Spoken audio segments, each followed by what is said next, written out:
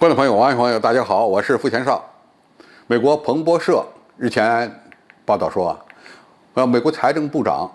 正在评估未来几个月对中国进行访问。但紧接着呢，美国财政部发言人亚当斯就迅速做出了回应，表示美国财政部长2021年秋天没有访问中国的计划。表面上看，这是一场乌龙事件，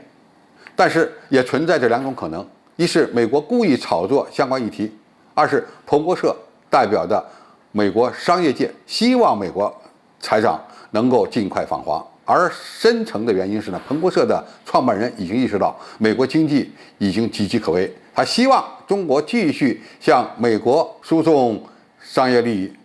以便帮助美国度过经济危机。那么美国现在面临的什么问题呢？在疫情严重的情况下，它的经济发展存在着一系列的问题，而最大的问题就是通货膨胀和贸易逆差，特别是在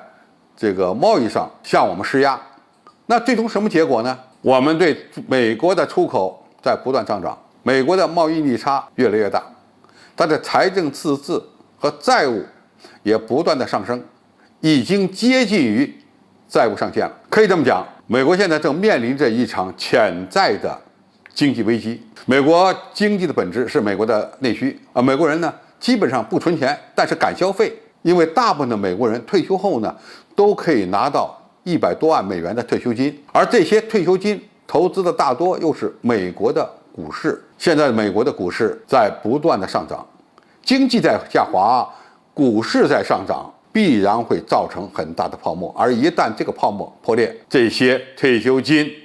是否还能保住就很难讲了。从某种角度讲，美国经济的繁荣基础是与美国股市密切相关的。而美国股市要想繁荣，又要求企业有更好的业绩和发展前景，这就需要美企能在世界市场，特别是中国市场有更好的表现。美国想抑制通货膨胀，最有效的出路之一是中国能够降低出口商品的价格。但是在疫情的情况下，再加上美国增加了对中国出口商品的关税，中国企业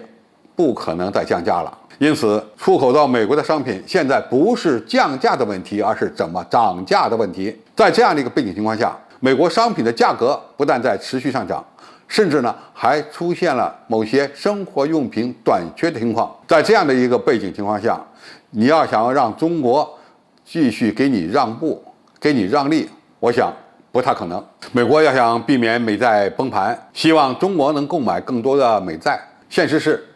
中国正在连续3个月不断的抛售美债，因此美国政府现在有点急了，希望呢与中国对话。美国国内的商业界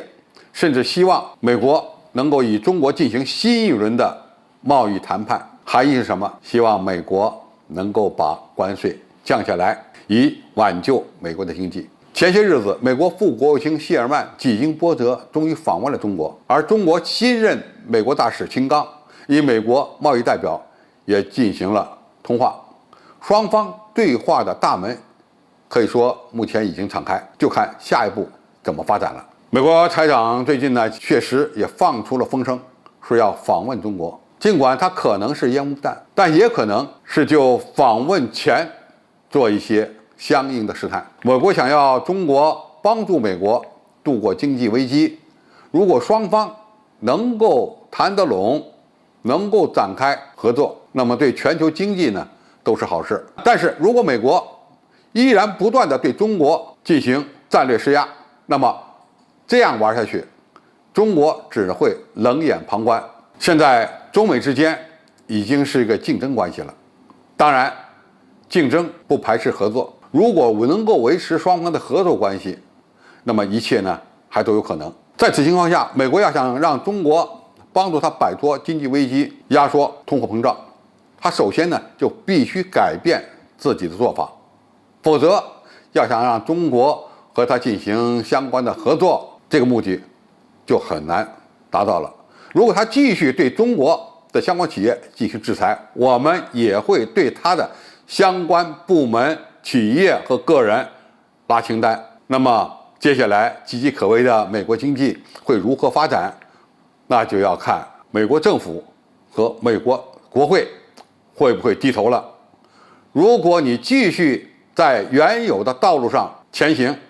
最终会不会掉到悬崖下，那个只有天知道了。好，今天介绍就到这里，谢谢大家收看。感兴趣的朋友，我们可以在下面的留言区留言交流讨论。我们下期再见。